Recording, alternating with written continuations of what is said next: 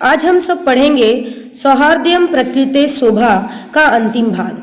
तो अब इसके बाद जैसे कि हमने इससे पहले वाले भाग में पढ़ा था, जो तीसरा भाग था उसमें हमने पढ़ा था कि सभी पक्षी आपस में झगड़ा कर रहे हैं, मोर भी उस समय झगड़ा कर रहा है, सभी कोई झगड़ा कर रहे हैं आपस में कि हमें वनराज बनने योग्य है, हम वनराज योग्य बनने योग्य है। उसी समय क्या होता है कि एतस्मिन् नेव काले व्याघ्र चित्र को अपि नदी जलम पातुमागतो अतः एतम विवादम श्रुतु वदत च व्याघ्र चित्र को अरे किम वनराज पदाय सुपात्रम चीयते एतदर्थम तु आवामेव योग्यो यस्य कस्यापि चयनं कुर्वन्तु सर्वसम्मत्या। सिंह तूष्णीं भव भो युवामपि मत सदृशो भक्षको न तु रक्षको एते वन्यजीवा भक्षकम रक्षक पद योग्यम न मन्यते अतएव विचार विमर्श प्रचलति बकः सर्वदा सम्ययुक्तम सिंह महोदयेन वस्तुतः एव सिंहेन बहुकाल पर्यन्तं शासनं कृतं पर मधुना तु कोऽपि पक्षी एव राजति निश्चेत्यं त्वम् अत्र तु संश्लेषयत्यापि अवकाशः एव नास्ति। इसमें जो कठिन शब्द है सबसे पहले ये आना चाहिए आपको, क्योंकि जब तक ये आपको पता नहीं होगा आप क्वेश्चन को समझ नहीं पाएंगे, इससे आने वाले प्रश्न जो होंगे वो नहीं बन पाएंगे। तो सबसे पहले हम शब्दार्थ देखते हैं। तस्मीनेव इसका अर्थ होता है इसी ही काले समय में पातुम पीने के लिए आगतो दोनों आ गए सुपात्रम योग्य पात्र चीयते चुना जा रहा है चयनम चयन या चुनाव कुर्वन्तु कर ले सर्वम मत्या सबकी सम्मति से तूष्णीं भव चुप हो जाओ विचार विमर्श सोच विचार बहुकाल पर्यंतम बहुत समय तक निश्चितव्यम निश्चित करना चाहिए सशीतलेश्य थोड़े समय से भी संदेह का अवकाश स्थान। तो इस जो पैराग्राफ में ये बता रहा है कि एक समय इसी समय तस्मीन मतलब इसी समय बाघ और चीता व्याघ्र चित्र को मतलब बाघ और चीता नदी के जल को पीने के लिए वहां आ गए। इस विवाद को सुनते और बोलते हैं। उसी समय क्या होता है कि वहां नदी के किनारे एक बाघ और चीता आपस में आते हैं, वहीं पास आते हैं और उनकी विवाद को सुनते हैं और फिर बोलते हैं। तभी बाघ और चीता, अरे क्या वनराज के पद के लिए अच्छे पात्र अर्थात प्रत्याशी को चुना जा रहा है? वह कह रहे हैं दोनों कि क्या चुनाव हो रहा है, क्या अच्छे पात्र चुना जा रहा है राजा के पद के लिए? तो इसके लिए तो हम दोनों ही योग्य हैं। जिस किसी का भी चुनाव किया जाए सबकी सहमति से किया जाए। ठीक है, वो दोनों कह रहे हैं कि अगर किसी का चुनाव हो तो हम दोनों को जरूर सोच लिया जाए, मतलब हम भी उसके योग्य हैं। तब सिंह कहता है तूष्णीं भव भो अर्थात अरे चुप हो जाओ, मतलब तुम चुप रहो, तुम दोनों भी मुझ जैसे भक्षक हो न कि रक्षक। ये जो वन जीव हैं ये भक्षक को नहीं रक्षक के पद के लिए योग्य मानते हैं। जो रक्षक होता है ना वह उसके योग्य चाहते हैं, भक्षक को नहीं चाहते। इसलिए विचार विमर्श बातचीत चल रही है। तब बगुला कह रहा है शेर महोदय ने पूरी तरह से ठीक कहा। शेर महोदय ने पूरी तरह से ठीक कहा। वास्तव में शेर ने ही बहुत समय तक राज्य बहुकाल पर्यंतम बहुत समय तक शासन समय तक राज्य किया है। ठीक है, परंतु अब तो कोई पक्षी ही राजा बने ऐसा विचार करना चाहिए। यहाँ तो संदेह का थोड़ा भी स्थान नहीं है। वह बगुला कह रहा है कि शेर महोदय ने बिल्कुल ठीक कहा है और अब कोई राजा बने तो वह कोई पक्षी ही होना चाहिए। और उसके बाद सर्वे पक्षिणः उच्चे आमां कश्चित् खगः एव वनराज भविष्यति इति परं कश्चिदपि खगः आत्मनः विना नायं कमपि अस्मै पदाय योग्यं चिन्तयति तर्हि कथं निर्णयः भवेत्। तदा ते सर्वे गहननिन्द्रायां चिन्तितं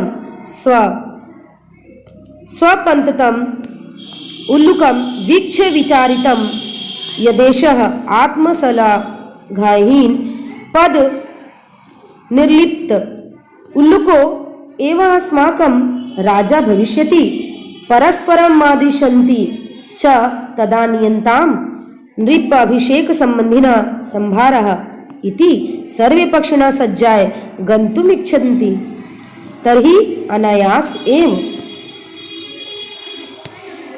सर्वे पक्षिणः सज्जाय गन्तुम् इच्छन्ति तर्हि अनायास एव काकाः अटः सम्पूर्णेन सर्वेन स्वरेण सर्वदा अयुक्तम् तत् यन्मयूरः हंस कोकिलः चक्रवाकः शुक्रः सारांसा दिशु पक्षी प्रधानेषु विद्यमानेषु दिवान्ध्यास्य करकलरव वस्त्र अभिषेकार्थं सर्वे सज्जाः पूर्णं दिनं यावत् निद्रायमाणः एषः कथस्मानं रक्षिष्यति वस्तुस्तु।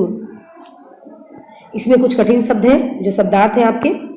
उच्च का अर्थ होता है जोर से, कश्चित कोई, आत्मनम बिना अपने बिना, गहन निद्रायाम गहरी नींद में, निश्चितम चिंता के बिना, स्वपंतम सोते हुए को वीक्ष देखकर और विचारितम अर्थात सोचा, पद निर्लिप्त पद के लालच से रहित और आदिशंति आदेश देते हैं, आनियंताम ले आओ या लाए जाए, नृप्याभिषेक संबंधित राजा के अभिषेक से संबंधित संभारा वस्तुता सज्जाए तैयारी के लिए, अनायास अचानक, अयुक्तम अनुचित है, विद्यमानेषु विद्यमान रहने पर, दिवांधस्य दिन के अंधे के, अभिषेकार्थम अभिषेक के लिए, निद्रायामाणम सोते हुए, वस्तुतः वास्तव में।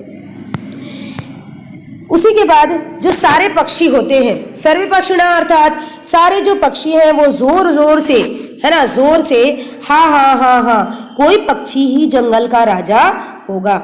वो सभी कह रहे हैं कि हाँ हाँ अब तो कोई पक्षी ही राजा होगा, परंतु कोई भी पक्षी अपने अलावा दूसरे किसी को इस पद के लिए योग्य नहीं सोचता। तो कैसे निर्णय लिया जाए? तब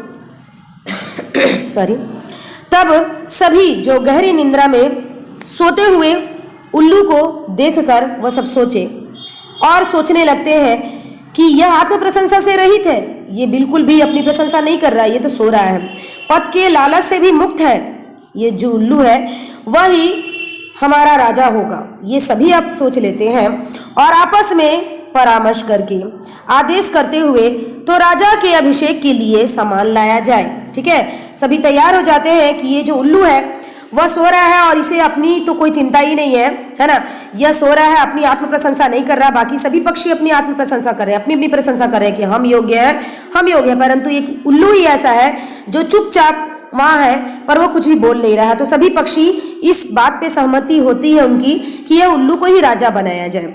तो सभी जो पक्षी हैं वह तैयार हो जाते हैं उसको राजा बनाने के लिए। सभी पक्षी तैयारी के लिए जाना चाहते हैं और तभी अचानक ही, अनायास एवं अचानक ही कहता है जो काका जो है वह कहता है अट्टहास से युक्त स्वर में हंसते हुए, यह पूरी तरह से अनुचित है, यह पूरी तरह से अनुचित है, क्योंकि यहाँ हंस है, मोर है, कोयल है, चकवा है, सारंस है, तोता है आदि सभी पक्षी प्रमुख पक्षियों के विद्यमान होने पर भी दिन के अंधे, है ना, दिन के अंधे इस भयानक मुख वाले के अभिषेक राजा बनाने के लिए सब तैयार है। ठीक है, पूरे दिन भर सोता हुआ यह हमारी कैसी रक्षा करेगा? वास्तव में तो, ठीक है, वास्तव में तो वो कहता है स्वस्वभाव रौद्र मत्ति उग्रम क्रूरम प्रियवादिनी उल्लुकः नृपतिम कृत्वा का तु नु सिद्धिम भविष्यति। इसमें इस श्लोक का अर्थ मैं आपको बताना चाहती हूँ। जैसे कि भयानक स्वभाव वाले, ठीक है, बहुत क्रोधी, निर्दयी और अप्रिय बोलने वाले उल्लू को राजा बनाकर निश्चित रूप से क्या सफलता होगी, अर्थात क्या लाभ होगा। वह जो काका है उस श्लोक के द्वारा कह रहा है कि निश्चय ही ये दिन भर सोता रहता है, बहुत ही निर्दयी है, भयानक स्वभाव वाला है, क्रोधी है ना, अप्रिय बोलने वाला है, इसे हम राजा बनाकर क्या प्राप्त कर लेंगे, हमें क्या लाभ होगा। ठीक है, यहाँ आपका शब्दार्थ है, इसे आप पढ़ेंगे, ध्यान से देखेंगे इसे, तभी आपको समझ में आएगा। उसके बाद ही क्या होता है, तत्प्रविशति प्रकृति माता, उसी समय प्रकृति माता प्रवेश करती है। ठीक है, सस्नेहम भो प्राणिनः यूयम सर्वे एव संतिते कथम मिथम कलम कुर्वन्ति वस्तुतः सर्वे वन्य जीवा अन्वेषयिता सदैव स्मरतम तदाति प्रतिगृह्णाति गृह मुख्याति प्रेक्षति भुंक्यते योज्यते चैव षड्विधिम प्रति लक्षणम। ये जो श्लोक है इसमें 6 गुण दिए हुए हैं मित्रता के। ठीक है, सर्वे प्राणिनः समवेत स्वरेण माता कथयति तु भवति सर्वतः सम्यकम परम वयम भवतीम न जानीम भवतः व्यापरिचय कह प्रकृति माता अहम प्रकृति युष्माकं सर्वेषां जननी यूयं सर्वे एव मे प्रिया सर्वेषामेव मत् कृते महत्वं विधते यथा सम्यम न तावत् कलहयेन सम्यम वृथा यापयन्तु अपितु मिलित्वा एव मोध्वं जीविनं च रसमयं कुरुध्वं तथा कथितम। एक और श्लोक आपका दिया हुआ है, ये प्रजा सुखे सुखम राज्ञः प्रजानां च हिते हितम न आत्मप्रियम हितम राज्ञः प्रजानां तु प्रिय हितम अपि च अगाध जल संचारी न गर्वयाति रोहित अंगुष्ठा अद्य मात्रेण सफरी फुरफुरायते अतः भवन्तः सर्वे अपि सफरीवत एकैष्य गुणस्य चर्चा विहाय मिलित्वा प्रकृति सौंदर्याय वनरक्षाय च प्रयन्तनां सर्वे प्रकृति मात्रं प्राणिमन्ति मिलित्वा दृढ़ संकल्पं पूर्वक च गायन्ति। ठीक है, इसके बाद इसमें जो कठिन शब्द है वो आप ध्यान से देखिएगा। प्राणिनः मतलब सारे जीव जंतु वेद स्वरेण एक स्वर से सम्यक ठीक तरह से मत कृते मेरे लिए याप्यंतु बिताएं मोध्वम प्रसन्न होना चाहिए कुरुध्वम करना चाहिए तथा तो जैसा सफरीवत सहरी मछली की तरह प्रयत्न करें प्रणमंती प्रणाम करते हैं सस्नेहम प्रेम के साथ प्राणिनः जीव संतति संतान या बच्चे मिथ आपस में कलहम लड़ाई वस्तुतः वास्तव में वन्य जीवी न वन के जीव जंतु अन्योश्रियता एक दूसरे पर आश्रित और स्मरता याद रखो। इसमें सबसे पहले तो वहां पर कृति माता प्रवेश करती है वहां, और उसके बाद प्रेम के साथ अरे जीव तुम सभी मेरी संतानें हो, तुम सभी क्या हो, सभी तुम मेरी संतानें हो, आपस में क्यों झगड़ा करते हो। वास्तव में सभी वन्य जीव जंतु जंगली प्राणी गण जो हैं वो एक दूसरे पर आश्रित है, सदैव याद रखो। ठीक है, ये एक श्लोक है, इसमें मित्रता के जो गुण दिए हुए हैं, ठीक है, वो बताया गया है। मैं आपको डिटेल में बताती हूँ। जैसे कि ददाती जो देता है, ठीक है, जो लेता है, गुप्त बातें बताता है अर्थात सावधान करता है, पूछता है, ठीक है, खाता है, ठीक है, और जोड़ता है। ये 6 प्रकार के जो लक्षण हैं वह मित्र के लक्षण है। सभी एक प्रकार से एक स्वर में कहते हैं कि हे माता, ठीक है, आप तो पूरी तरह से ठीक कह रही हैं, हे माता। सभी जो है वो एक स्वर में कहते हैं कि हे माता, आप जो कह रही हैं वो पूरी तरीके से सही कह रही हैं, परंतु हम आपको नहीं जानते, आपका परिचय क्या है। वह सभी प्रकृति माता से कहते हैं कि माता, आपने जो कहा वो सभी ठीक है, पर हम आपको जानते नहीं, आप कौन है। तो प्रकृति माता कहती है कि मैं तो प्रकृति हूँ, तुम सबकी माँ हूँ, ठीक है, सर्वेशाम जननी, मैं तुम सबकी माँ हूँ, तुम सभी मेरे प्रिय हो, सभी का ही उचित समय पर मेरे लिए महत्व है। तो लड़ाई के समय को तो कलहेन मतलब लड़ाई के समय को व्यर्थ न बिताओ, बल्कि मिलकर ही प्रसन्न हो, बल्कि सभी मिलकर प्रसन्न हो और जीवन के रस को युक्त खुशी से युक्त करो। ठीक है, जैसा कि कहा गया है। उसके बाद एक श्लोक है। ठीक है, प्रजा के सुख में ही राजा का सुख होता है और प्रजा के हित में राजा का अपना हित होता है। राजा का अपना हित प्रिय नहीं होता, प्रजाओं का हित ही उसे तो प्रिय होता है। ठीक है, इसी श्लोक के द्वारा वह प्रकृति माता उन्हें सबको बता रही है कि अगर राजा सुख होता है, राजा का सुख उसी में है, प्रजा के हित में ही है। राजा का अपना कोई हित नहीं होता, वह प्रजा के हित में ही अपना उसका प्रिय हित होता है। तभी और अतः फिर क्या होता है कि आप सभी छोटी शहरी मछली के, जैसे वो कह रही है, ठीक है, वह बता रही है कि आप सभी छोटी मछली शहरी मछली की तरह एक एक करके गुण की चर्चा को छोड़कर प्रकृति माता के सुंदरता और वन की रक्षा के लिए मिलकर प्रयत्न करें। सभी कह रहे हैं, सभी जो है वो सभी कह रहे हैं कि आपस में तुम छोटी छोटी जो प्रकृति माता उनको समझाने का प्रयास कर रही हैं कि आप सभी एक दूसरे की चर्चा ना करें और वन की जो सुंदरता है उसकी रक्षा करें, सभी मिलकर प्रयत्न करें। और सभी जीव जंतु जो होते हैं वो प्रकृति माता को वहाँ प्रणाम करते हैं। ठीक है, और सभी मिलकर वहाँ दृढ़ संकल्प लेते हैं।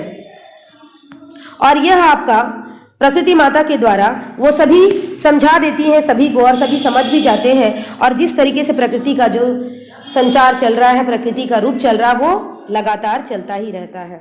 धन्यवाद।